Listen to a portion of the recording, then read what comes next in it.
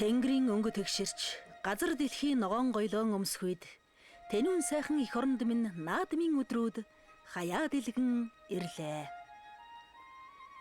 Өглөө бүхний наран толтод өдрийн буян хурах үед нартай хуртай, найртай дуутай зуны уянга сэтгэлийн үтсийг хөглөх шиг баяр наадмын чимээ их орны 4 зүг 8 зохист түгэн байна.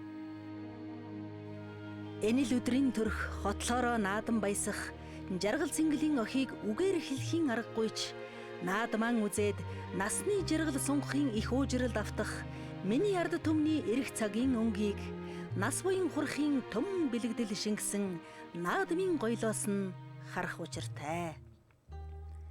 Хэмэр золбоо хурайлах хүндэтгэл бишрэл дүүрэн тэргүүн өмсгөл үндэсний хувцаараа тэгш жаргалыг бэлэгдэн ижилсэн Монгол төмний минь дээд гоёл дэлхий тосгүй дээл болохоор тэр бизээ.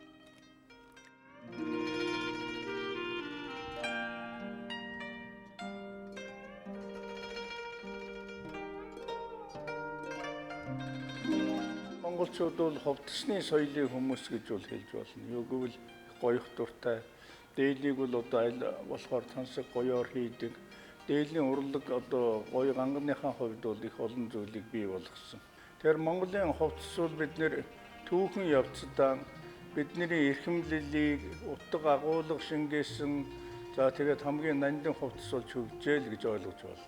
Төрүйтэй гутлаас эхлээд одоо энэ олон имжээртэй, хажаастай, оноотой тэр элдв хаглах оноо энэ төр гаргах тэр урлагууд бол ерөөсөө монголчуудын зохиомжилсон хувцсанд оруулсан тэр одоо юу гэдгийг жинхэнэ хэсгүүд нь.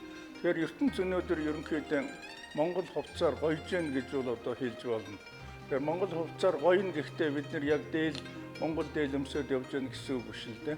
Тэр Монгол хувцсны утга учир тэр агуулга шингээдэг, бэлэгдэл шингээдэг, эрхэмлэл шингээдэг тэр бүхэн юм чинь явсаар байгаа л тэр дэлхийн нийтийн хувцсанд бол шингэсээр л байна л да.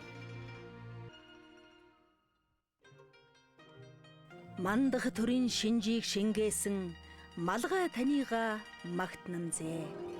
Дэлгэрэх төрийн хишиг хадгалсан дээл танига магтнамзээ. Хурай хинэн дээл өмсгөлөн эсгэхтэй ерөөж хэлдэг үгс нь учир мэдэхгүй нэгэнд утхан гээгдэж сонсогдох магадтайч дээл хувцсаа төрийн химэн эрхэмлэж хотлоороо жаргахын бэлэгдэл шингээх гэсэн төгс соёл уламжлалын гайхалтай шинж чанар юм. Монгол үндэсний хувцс маань өөрөө нэг талаасаа хэрэглээ боловч нөгөө талаасаа бас урлагийн соёлын бүтээгдэхүүн бас болж явдаг. Тэгэхээр үндэсний хувцс бол одоо тэр тусмаа одоо Монгол үндэсний хувцс бол манай монголчуудын урлагийн соёлын бас одоо томоохон төрөл болж явах ёстой байдаг. Монгол төмний гүн сэтгэлгээний үндсийг төрт ёсны уламжлал, эгэл жирийн малчны өдөр тутмын амьдрал, үндэсний соёл урлагтаа шингээж, ёс зүй гоо сайхны хураангүй утга цогц санаагаар баяжуулан хөгжүүлсэн үндэсний дээл өмсгөлөөс бүрнээ харж болох юм. Дээл урлал хэрхэн сонгодог хэлбэрт хүрснийг 20 дугаар зууны эхэн үеийн хааны ордны сайвангуудын уралсан Дондог дулам хатантны дахин давтагдашгүй хэрнэ эзэндээ бол жирийн нэгэн ууж болох энэ гайхалтай өмсгөл илтгэж байна. Орчин цагийн урлагчид хатны уужийг амьлуулсан зүүнний үзүүр утасны учиг бүрийг нарийн судалж тухайн үеийн урчуудын арга туршилгаар уужны хувилбарыг бүтээжээ. Маш олон нарийнхан сан утсыг ирчилж одоо нэг бүдүүн утас болгоод тэрнийг одоо 1 мм-ийн зайтай саагаар дарж ойдог ийм ойдол байгаа. Зөвхөн нөмрөгний ийм алхах хээг ингэж ойхын тулд одоо 2-3 сарыг зөвхөн хээг ойж хэдэн сая удаа наашаа цаашаа хатгаж 1 мм-ийн зайтай сан утсаар хатгаж ингэж ойсон байгаа. Ихэс дээдэс дорой буурай хинч болов дээлээ эрхэм эдлэлд тооцсон хүндэтгэлтэй хандаж ирсэн нь хувцсны дэг жайгийг тааруулсан хууль цаазын нарийн журмаас улбаатай хэдий ч урлагийн гайхалтай төрөл болохын хувьд дээл урлал цаг-цагийн эргэлтэнд уран бүсгүйчүүдийн шинийг эрэлхийлсэн санаагаар баяжин хөгжсөөр иржээ. За ялангуяа Юан улсын үед одоогийн Бээжинд Монголын нийслэл байх үед бол Монгол уран хүүхнүүдийн Чамбай зэрэг хаттын тэр зохиомжлсон хийсэн юмнууд бол дээл ховцсвол өнөөдөр бараг л хятадын соёлын нэг хэсэг гэж одоо эндүүрэн үдсээр эндүүрэн гэж хэлмээр байна зориуд одоо үдсээр л яваа шүү дээ. Тэгэхээр Чамбай бол сарвчтай малгай хийсэн бас дээл малгайны олон төрлүүдийг зохиосон одоогийнхоор бол манай одоо дизайнеруудын зохион бүтээгч эмэгтэйчүүдийн маань манлайл хүн байсан байна шүү дээ. Монголын язгууртны хувцсны загварыг ноёд түшимдийн гол маяг болгон жисүүний хувцас гэдгийг бий болгосны жисүүн гэдэг нь монгол хэлний зүс хэмээх үгийн бичгийн дуудлагаас улбаатай. Жисүүний хувцсны тухай Юан улсын сударт өгүүлэхдээ Тэнгэрийн хөвөний жисүүн, навс, өвлийн хувцас бүгд 11 хямралаг болоо. Совдот навс өмсөх бол совдон үүл ивгсэн малгай өмснө хэмээжээ. Үүнээс үзвэл өвөл зуны дээлний өнгө нь өмсөх малгайн зүс маягт нь дагалддаг журамтай байжээ. Зүгээр урлаг болох үүднээс бол тэр улирлалдаан тааруулаад материал хийх эдэн сонгох гайхамшигтай сонгож ясаас гадна гоёл гангалын одоо баяр ёслолын дээл нь энгийн үед хэрэгэлдэг дээл нь бол өөр өөр. За тэгээд улирлалдаан тохируулж тэр улирлалдаан тохируулахдаа жишээ нь одоо өвлийн улирал гэхэд азарган өстэй дээл, хурган дээл, зувцаа дээл ч гэдэг юм уу тэр олон янз байдгийг нь бол бас гадаадынхын ялангуяа гайхсан байдаг. Юу гэхээр ерөөсөө л өстэй дээл нэг л ижил юм харахад бол зунчгэл тэрийг өмсөд явам шиг, өвөлч тэрийг өмсөд явам шиг. За тийм ч учраас одоо хөдсөн дээлээ тайлаагүй хөлөг мөрнөөсөө салаагүйгээр ертөнцийн эзэн болсон гэж Чингис хааны маань тухай бичдэг байх л да. Гэтэ нарийн дан тийм биш. Зүгээр язгууртнууд бол ялангуяа одоо Манжи үе, Юаны үе, сүүл үе рүүгээ болоод ирэхээр илүү их тансаг болсон л доо. Чингисийн үед бол ялангуяа эзэн хаан өөрөө бол их энгийн даруй хувцастай. Биднэрт үлдсэн нэг зургийг л одоо бид нэр ямар дээлтэн гэдгийг л хэн юу гэж ойлгож байгаагаар бол тайлан бичдэг шүү дээ.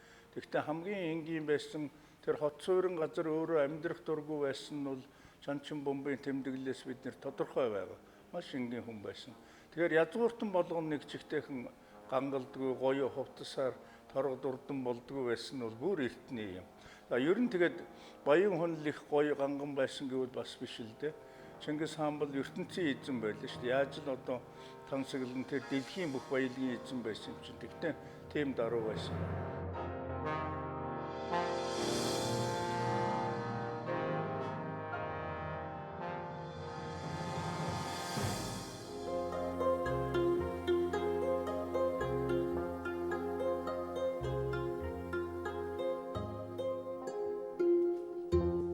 Одоо энэ үндэсний том баяруудаараа дээл хувцаараа гангалж гоёхоос гадна ер нь дээлээ өмсдөг өдрүүтэй ч байж болно гэж би боддог. Тэгэхээр дээл бол өөрөө хувцасны хувьд хүндэтгэлтэй хувцасны хувьд бол өөрийгөө одоо таниулаад байна шүү дээ.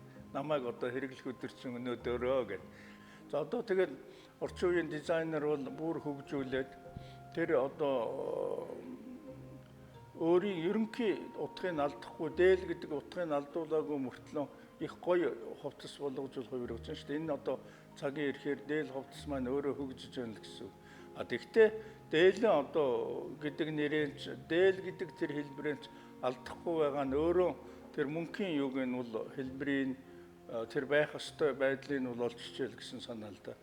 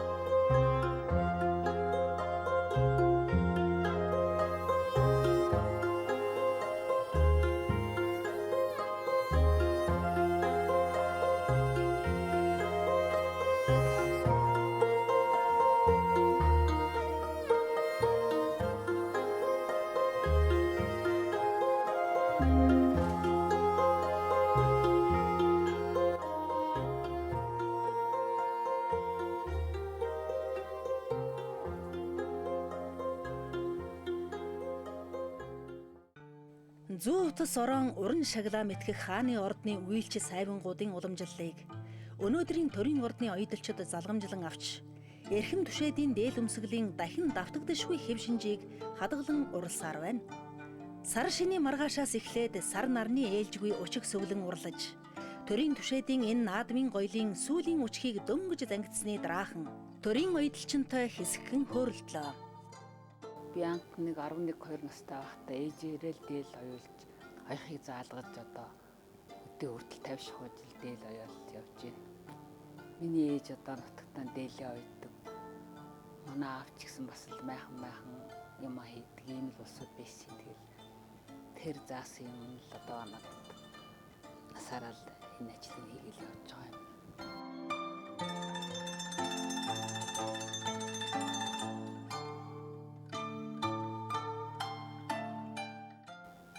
Ер нь сайхан улсуудынхаа дээлийг оёод өмсүүлээд баярлалаа. Сайхан дээл болж гисэн үгийг сонсохдоо маш их сайхан санагддаг. Хамгийн их хариуцлагатай их баярлсан юм 90 онд анхны ерөнхийлөгчийн хувцсыг оёход их сайхан санагдчихсэн. Монголчууд наадам цагаан сараараа дээлээ шинчилдэг нь сэтгэлээ шинтгэж байгаагийн бэлэгдэл учраас уран үйлчийн утас зүүнний шаглаа бүр сайныг бэлэгдэн хэлгсэн ёроол болон дээлэнд нь шингэдэг буюу. Монгол дээлний хамгийн анхаарах нарийн тэм эсгүүр ур хийцвэл ингэр цахандаа л байдаг. Хүний хүзүү өөр байдаг учраас тэрэн дээр л зэндэг чинь их анхаарал төвлөрдөг, ихч боддог, хайчны үзүүрэл юм байдаг байхгүй шүү. Хүнд бол ерөөсөө нэг мэдэгдээд байх юм бол байхгүй. Зөв нарийн мэдрээд их олон жил ингээд ирэхлээр зайлшгүй өөр юм гардгийг. Тэрнээс олж ил дээлний яг нүдэн тарагдах гэсэн янз бүр болт юм шиг байгаа юм. Тэгээд дээлэнд бас ингээд оруулсан одоо сампингны оройг хонхойтол татахгүй дээр нь юм шавгар юм тавгтай идэ юм бол овоолон гэсэн бэлэгдэл заавал байх ёстой юм л энийг хоосон татчих юм бол тэр хүний талгай хоосон ч гэдэг юм уу гэр орон идэ тагаар дутуу дундуурч гэдэг юм уу тийм учиртай юм гэсэн.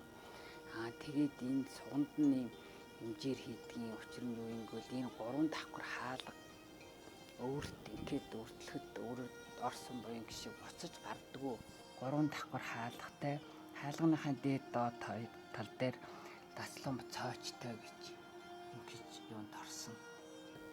Тэгээд довчлбэн дээр хүртэл өндөр хүн богинохонд авч чадчихвал муухай. Намхан хүнд уртчил падчихвал бас муухай тий. Нарийнхан хүзүүтэй хүнд хоолой дээр нь урт авч чадчихвал бас нэг онцгой харагдана тий. Нилээн бүдүүн хүзүүтэй хүнд богинохонд авчил падчихвал бас ойлгомжтой тийм бид дээр нь тий.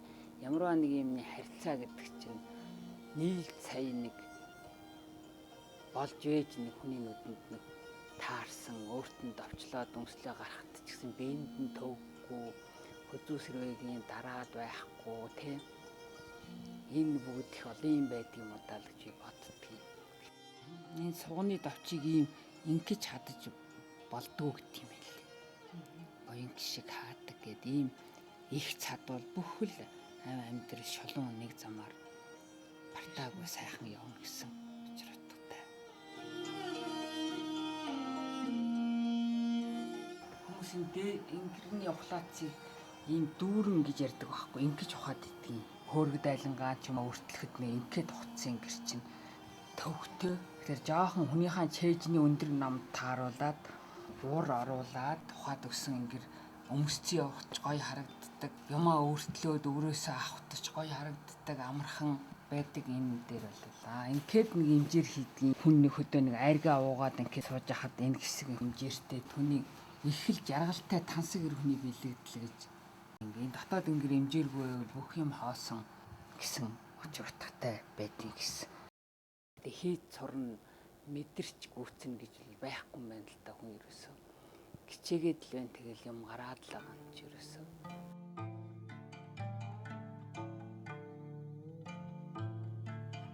Энэ хамцыг ингээд ихцэн гээд утсан бол нөгөө буян гişгэн досч авах гарын алга нь хаачдаг байхгүй энэ хэсэг нь.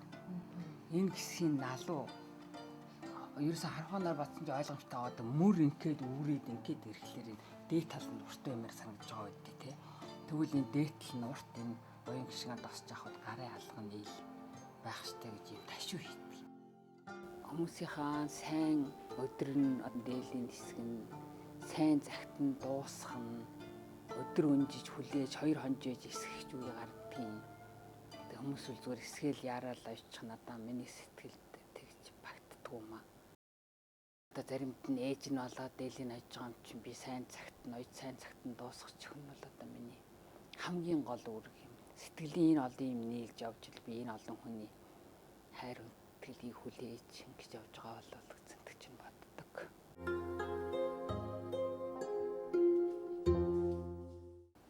Одоо эмгтээчүүд маань бүгдээрээ хань ижил үр хүүхдийнхаа дээлийг ойдог.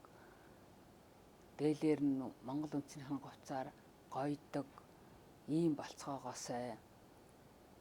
Миний хувьд л ээж эмээгийнхаа ойж бүтээж явсан энэ дээл оёх ур ухааны багч гисэн гээ сураад ингээд явж байгаадаа би их баяртай явдаг.